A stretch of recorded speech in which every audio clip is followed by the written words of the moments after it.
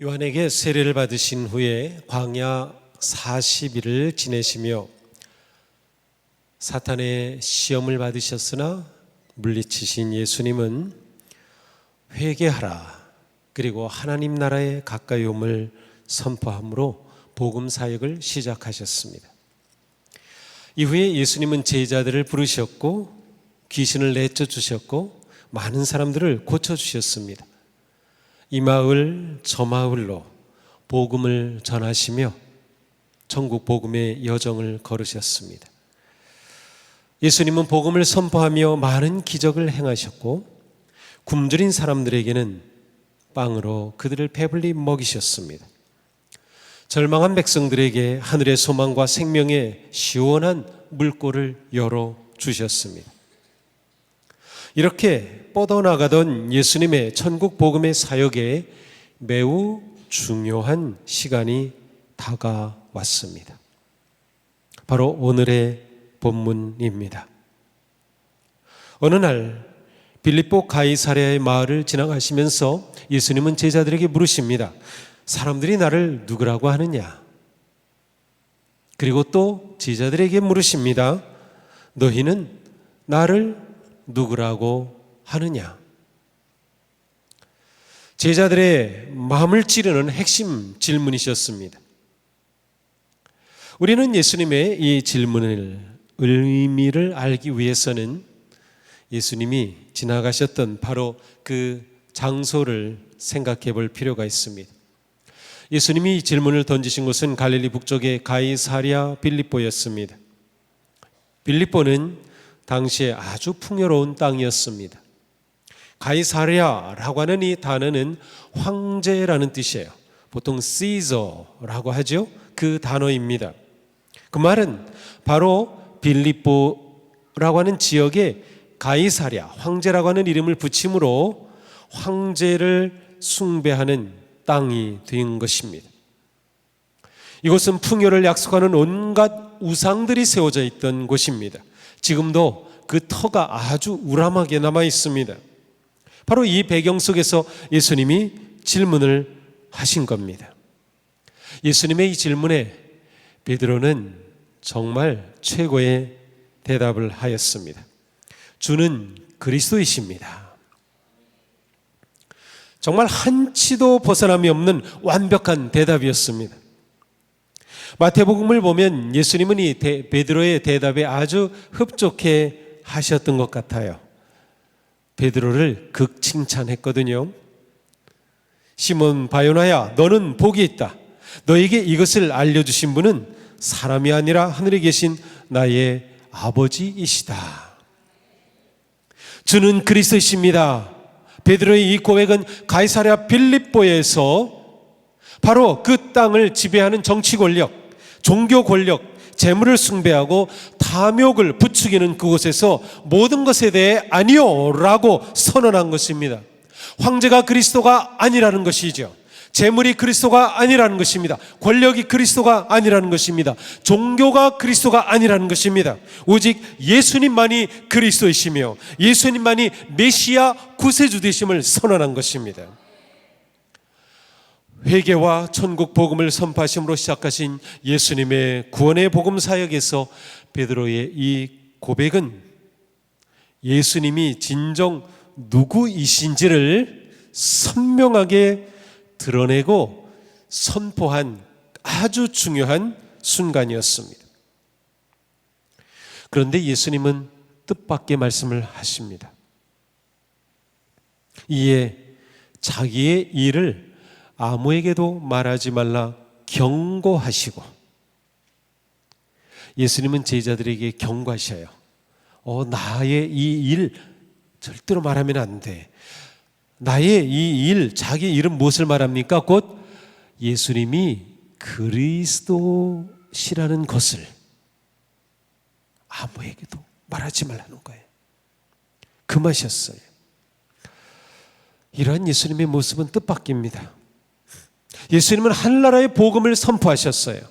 이 땅에 그리스도로 오셨어요. 그렇다면 예수님이 그리스도이심을 온 세상에 알려야 하지 않나요? 하나님 나라의 복음을 온 우리에 선포해야 되지 않나요? 그런데 예수님이 그리스도시라는 것을 아무에게도 말하지 말라고 함구령을 내리며 금하신 겁니다. 그런데 마가복음을 자세히 처음부터 묵상하는 분들이라면 이것이 처음이 아닌 것을 아실 수 있습니다. 예수님은 병을 고치시고 귀신을 내쫓으신 후에는 귀신들에게 말하지 못하겠어요. 왜? 귀신들이 귀신같이 예수님이 하나님의 아들이심을 알아보았기 때문에. 그래서 귀신들에게 말하지 말라고 금지 명령을 내리셔요. 나병 환자를 고치신 후에도 아무에게도 말하지 말라고 하십니다. 귀신들은 예수님을 보기만 하면 당신은 하나님의 아들입니다 막 이렇게 외치는 거예요. 그래서 엄하게 꾸짖어요. 나를 세상에 드러내지 말라고 말씀하셔요. 죽은 회당장의 딸 야이로의 딸을 살리셨을 때에도 엄하게 명령하시면서 아무에게도 말하지 말라. 계속 함구령을 내리십니다. 그런데 예수님의 이러한 경고의 말씀에도 불구하고 복음은 막을 수 없이 퍼져나갑니다. 막을 수 없는 파도처럼 밀려나가고 있습니다. 예수님이 두로 지역에 가셨을 때에는 숨어 계실 수가 없이 되었습니다. 듣지도 못하고 말을 더듬던 중복장애가 있던 사람에게 에바다 열려라 라고 말씀하셔서 고치신 후에 이렇게 기록되어 있어요. 아무에게도 말하지 말라고 그들에게 명하셨으나 말리면 말릴수록 그들은 더욱더 널리 퍼뜨렸다. 마가복음은 예수님은 금지 명령을 내리셨음에도 불구하고 그 천국 복음의 능력이 급속도로 퍼져나가고 있음을 보여주고 있어요. 저는 이것을 기록하던 마가의 심정이 어땠나를 상상해 봤어요. 마가는 너무나도 기뻤을 것 같아요. 야, 이것 봐. 예수님께서는 금지하셨지만 이렇게 퍼져나가는 복음, 천국 복음 막 하면서 이 복음서를 기록했을 것 같아요. 누구도 무엇으로도 막을 수 없는 강력한 생명력으로 퍼져나가고 있는 복음입니다. 그리고 마침내 베드로가 주님은 그리스도이십니다 라고 공개적으로 고백한 것이에요. 그런데 이번에도 예수님은 아무에게도 말하지 말라 말씀하셨어요. 그런데 이번에는 이것이 끝이 아니에요. 곧 이어서 아주 특별한 말씀을 하십니다. 같이 한번 읽어보겠습니다. 인자가 많은 고난을 받고 장로들과 대제사장들과 서기관들에게 버림받아 죽임을 당하고 사흘 만에 살아나야 할 것을 비로소 그들에게 가르치시되 드러내놓고 이 말씀을 하시니. 자, 느낍니까? 예수님이 드러내놓고 말씀하신 거예요. 드러내놓고 무엇을 말씀하셔요? 인자가 고난받고 장로들과 대제사장들과 서기관들에게 버림받아 죽임당하고 사흘 만에 살아나야 할 것입니다. 함구령을 깨고 드디어 예수님이 입을 여셨습니다. 예수님이 그리스도심이 드러났고 예수 그리스도의 진짜 모습이 무엇인가를 말씀하신 후에 공개된 겁니다. 예수 그리스도의 진짜 모습이 뭐예요? 고난받고 죽임당하고 부활하는 겁니다.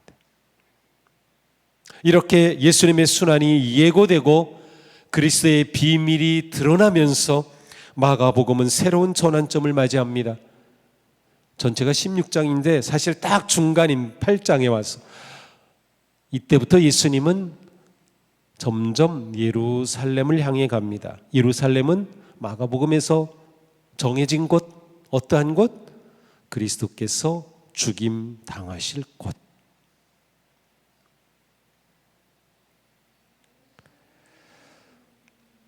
하지만 제자들은 예수님의 이 말씀이 무슨 뜻인지 이해할 수 없었어요.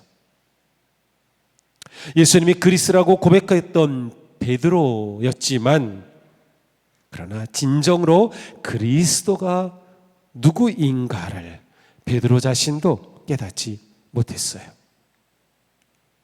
그래서 예수님이 이 말씀을 하시자마자 베드로가 어떻게 합니까? 예수님을 반박하며 항변하였습니다. 항변했다, 아주 부드럽게 번역한 겁니다. 예수님을 책망했다는 뜻이에요. 항변했다고도 번역할 수 있고 책망할 수 있다고도 번역할 수 있는 단어인데, 항변했다라고 번역했을 뿐이에요. 베드로가 예수님을 책망한 겁니다. 왜 그랬나요? 받아들일 수 없는 겁니다. 베드로가 볼 때 예수님이 돌아가신다고요? 고난당하신다고 받아들일 수가 없는 겁니다. 제자들은 예수님을 따라 나선 이후에 예수님이 들려주시는 그 놀라운 생명의 말씀을 먹었고 보여주시는 기적을 보았어요. 놀라운 치유의 현장이 있었어요. 그렇게 하나님의 나라가 확장되는 모습을 기뻐하였습니다. 그리고 멀지 않아 메시아이신 예수 그리스도께서 이스라엘의 새로운 왕으로 등극하실 것을 기대하고 있었습니다. 그런데 예수님의 입에서 나 고난당하고 죽을 거다, 이게 무슨 날벼락 같은 말씀입니까? 베드로, 아니 제자들, 이러한 예수님 받아들일 수가 없는 거죠. 제자들은 예수님의 이 말씀을 감당할 수가 없었던 겁니다. 아니, 우리가 믿고 따르는 이 예수님 죽으신다니. 사실 요 바로 앞에 가서 보면 제자들이 싸웠거든요. 왜 싸웠냐면 누가 서로 높은가. 그들은 지금 엄청난 것을 꿈꾸고 있어요. 예수님이 집권하시면 나 장관이야. 그런데 예수님이 나 이번 대선 출마 안 해. 나 죽어 라고 하셨으니 어떻게 해야 합니까?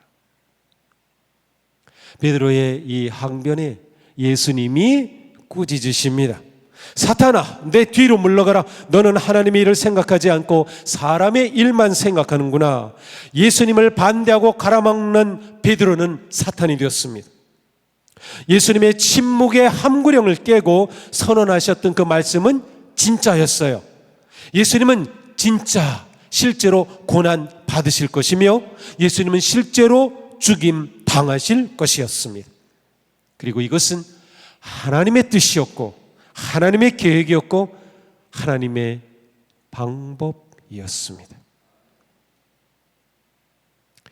그러나 이 하나님의 일을 사람의 일로 바꾸고 사람의 생각으로 막으려는 베드로의 행동은 하나님을 부인하는 것입니다. 하나님의 뜻에 대항하는 것이죠.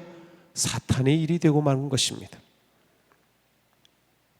이어서 예수님은 무리와 제자들을 불러서 그들의 주의를 집중케 하시고 말씀하십니다. 너무도 중요한 말씀이에요. 이 순간에 하시는 말씀, 너무도 중요한 말씀. 같이 읽어보겠습니다. 누구든지 나를 따라오려거든 자기를 부인하고 자기 십자가를 지고 나를 따를 것이니라. 누구든지 자기 목숨을 구원하고자 하면 잃을 것이요 누구든지 나와 복음을 위하여 자기 목숨을 잃으면 구원하리라. 사람이 만일 온 천하를 얻고도 자기 목숨을 잃으면 무엇이 유익하리요?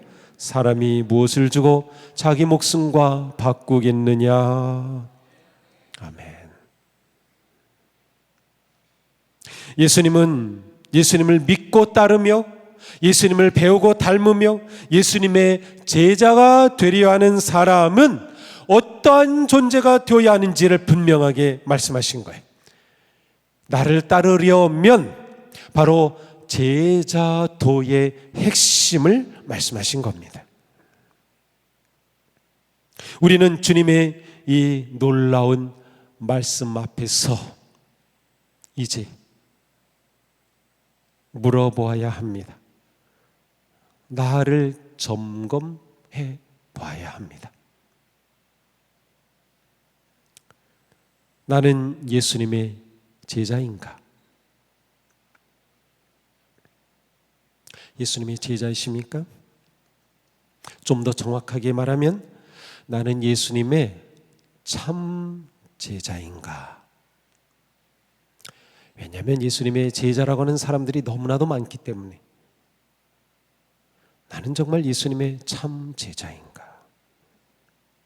우리는 사실 항상 나는 예수님의 제자야, 나는 하나님의 자녀야, 나는 성도야, 나는 그리스도이냐 라고 늘 생각해 왔습니다. 그런데 내가 정말 예수님의 참 제자인가는 그렇게 진지하게 묻지 않았던 것 같습니다. 우리는 이 질문에 대답하기 위해 또 물어봐야 합니다.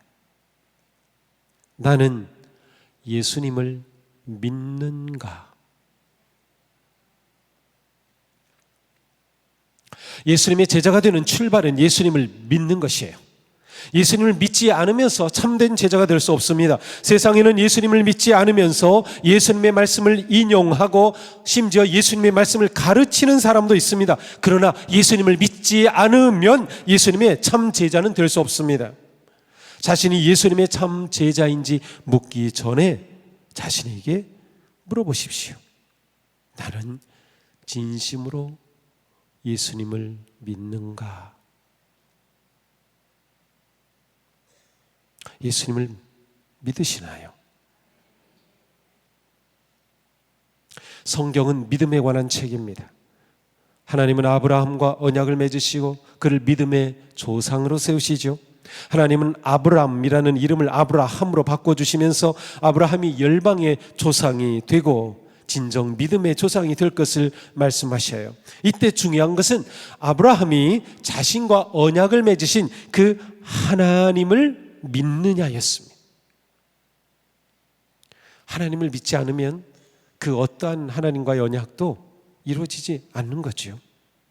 하나님의 언약은 오직 믿음으로서만 성취될 수 있기 때문이에요. 그러기에 사도 바울은 이렇게 말씀해요. 아브라함이나 그 자손에게 주신 하나님의 약속, 곧 그들이 세상을 물려받을 상속자가 되리라는 것은 믿음에 근거한 것입니다. 그것은 하나님께서 아브라함에게 이 약속을 은혜로 주셔서 이것을 그의 모든 후손에게도 곧 아브라함이 지닌 믿음으로 사는 사람들에게도 보장하시려는 것입니다. 믿음이 중요합니다. 신앙생활은 쉽게 말하면 예수님을 믿는 삶이에요. 예수님을 믿는 삶. 자, 그런데 중요한 것은 믿음이라고 하는 그것 자체가 아니라 그 믿음의 대상과 내용입니다. 그러므로 나는 진심으로 예수님을 믿습니다 라고 고백했다면 이제 우리는 또다시 물어봐야 합니다. 내가 믿는 예수님은 누구이신가? 내가 믿는 예수님은 누구이신가? 많은 사람들이 예수님을 믿어요. 그런데 왜 그렇게 다르죠? 똑같은 예수님인데 다른 이유는 자기가 믿는 예수가 다르기 때문이에요. 자기가 믿는 예수가 다르기 때문에. 자, 나는 예수님의 제자인가? 알려면 나는 예수님을 믿는가? 이 믿음이 진실한가를 알기 위해서 나는 예수님을 믿는다면 내가 믿는 예수님은 누구신가? 예수님이 던지신 질문이 바로 이것이었습니다. 너희는 나를 누구라고 하느냐? 너희 나 따르는 제자지? 근데 내가 누구니? 라고 물으신 겁니다. 우리에게 예수님은 누구신가? 인 거예요. 예수님은 이 세상에 오신 이유를 분명히 말씀하십니다. 인자가 온 것은 잃어버린 자를 찾아 구원하려 함이니라. 예수님은 죽어가는 영혼을 구원하여 영원한 생명을 주시려고 이 세상에 오셨습니다. 이 세상에 오셔서 세상을 구원하는 것은 하나님 아버지의 뜻이었습니다. 그래서 예수님은 말씀하셔요. 내가 하늘에서 내려온 것은 내 뜻을 행하려 함이 아니요 나를 보내신 이의 뜻을 행하려 함이니라. 생명의 주인이시며 창조주신 하나님 아버지의 뜻은 예수 그리스도를 보내시어 죄로 죽은 세상을 구원하여 살리는 것이었습니다. 이것은 온전히 하나님의 사랑에서 시작된 은혜입니다. 아담과 하와가 불순종하여 죄가 들어옴으로 말미암아 하나님과의 관계가 깨지고 인간과의 관계가 깨어졌고 자연 생태와의 관계도 깨어졌습니다. 그리고 모든 사람은 이 죄의 삭신, 죽음에 덫에 걸리고 말았습니다. 그러나 하나님은 무조건적 사랑으로 구원과 회복의 길을 계획하셨어요. 하나님의 계획. 하나님은 죄로 인해 깨진 관계가 회복되고 죄로 인하여 죽은 영혼이 생명을 얻고 암흑과 절망에 버려진 세상이 밝은 진리의 빛을 보며 하나님의 다스리심이 회복되는 하나님의 나라를 이루는 놀라운 뜻을 세우셨어요. 그리고 그 뜻을 이루시기 위해 예수님을 이 땅에 보내셨습니다. 그래서 예수님은 아버지의 뜻을 이루기 위해 이 땅에 오셨다고 말씀하시는 거죠. 그리고 예수님이 이 땅에 오셔서 하나님의 이 놀라운 구원의 계획을 이루시는 방법이 십자가였습니다. 그러므로 말씀하시죠. 인자가 온 것은 성경을 받으려 함이 아니라 도리어 섬기려 하고 자기의 목숨을 많은 사람의 대속물로 주려 함이니라. 아멘. 그렇습니다. 예수님은 십자가의 대속의 제물로 자신을 희생하셔서 우리의 죗값을 치르시기 위해 오신 겁니다.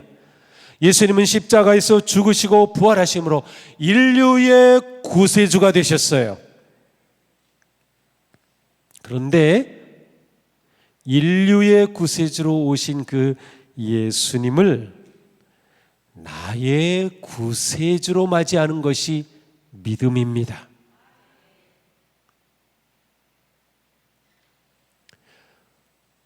예수님이 나의 구세주이신가? 그러므로 우리의 믿음의 대상은 하나님의 아들 구세주 예수 그리스도입니다. 우리의 믿음의 내용은 십자가로 주어진 하나님의 사랑입니다. 자, 내가 믿는 예수님 누구냐고요? 내가 무엇을 믿느냐고요? 내 믿음의 대상은 하나님의 아들 구세주 예수 그리스도. 내 믿음의 내용은 그 예수님이 십자가에 죽으셔서 나를 구원하셨다고 하는 거예요. 그것이 하나님의 사랑이라고 하는 거예요. 하나님의 사랑으로 하나님의 아들 예수 그리스도께서 우리의 죄로 인하여 십자가에서 대속의 제물로 죽으셨고 제3일에 부활하시는 그를 믿는 모든 자에게 참 생명과 천국의 복을 주셨습니다. 우리는 이렇게 구원받은 제자가 된 것이에요. 처음에 물어봤죠. 나는 제자인가? 바로 제자라는 것에 이러한 의미가 담긴 것입니다. 그러니 내가 이렇게 하나님의 사랑으로 예수 그리스도의 십자가로 말미암아 구원받아 그 사랑을 받은 내 자신이 하나님의 그 사랑과 은혜가 무한 감사합니까? 내가 지금 예배하면서 그 감사한 마음을 고백하며 드리고 있습니까? 이게 중요한 거죠. 우리가 주님은 그리스도십니다라고 고백할 때 그 고백에는 순종의 의미가 담겨 있습니다. 마가복음에서 예수님이 계속해서 함구령을 내리셨던 이유는 바로 그리스도에 대해 잘못된 허상을 그리지 못하게 하기 위함이었어요. 무슨 말인가? 예수님이 치유하시고 고치시니까 사람들이 야, 그리스도다라고 하려고 하는 겁니다. 귀신을 내쫓으니까 와, 그리스도다라고 하려는 것입니다. 예수님은 계속 막으신 겁니다. 왜?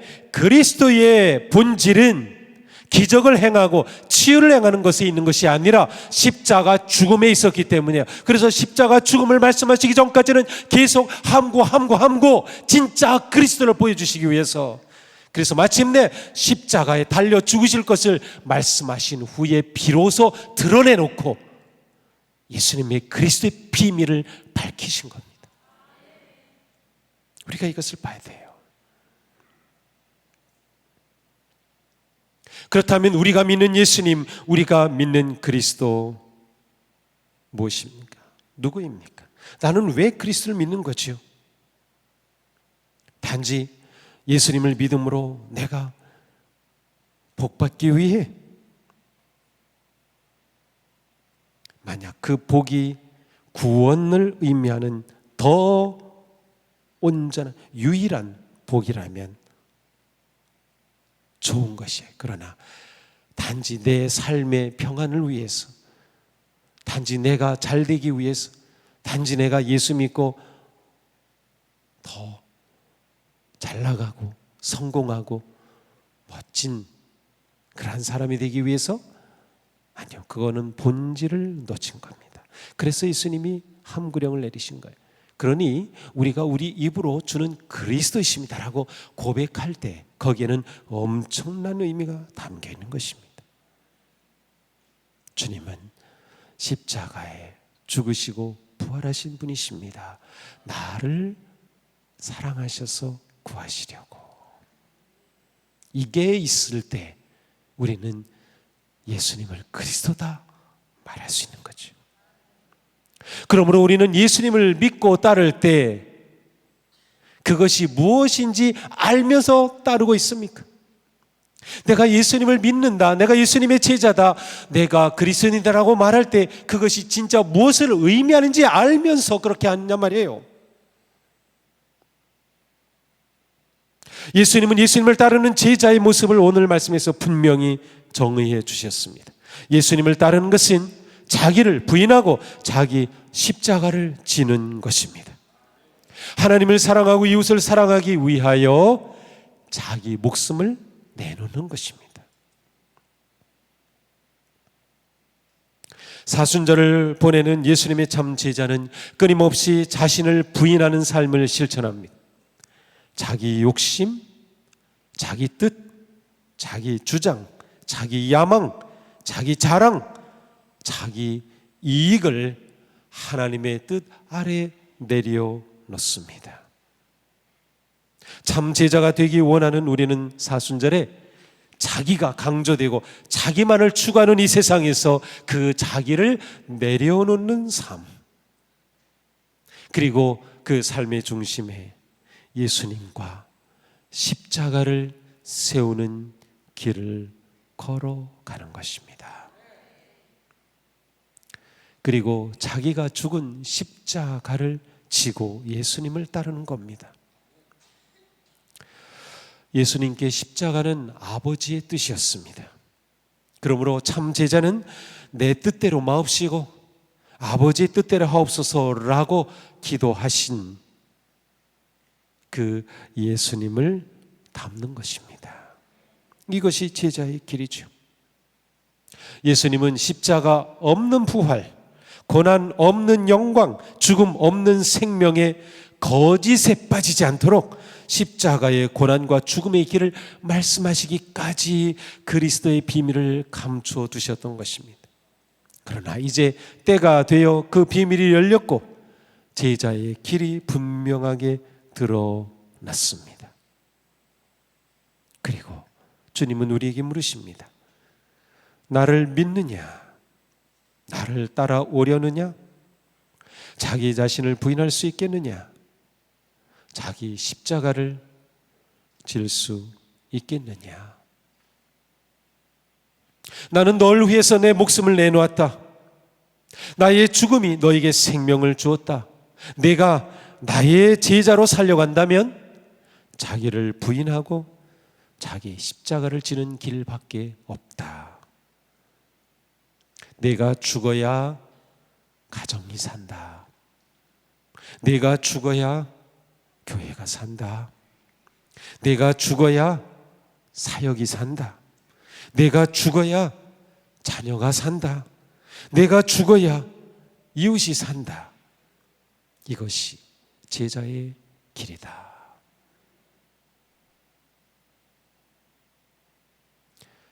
그래도 제자의 길을 걸으시겠습니까? 아멘이시라면 자고 같이 기도합시다.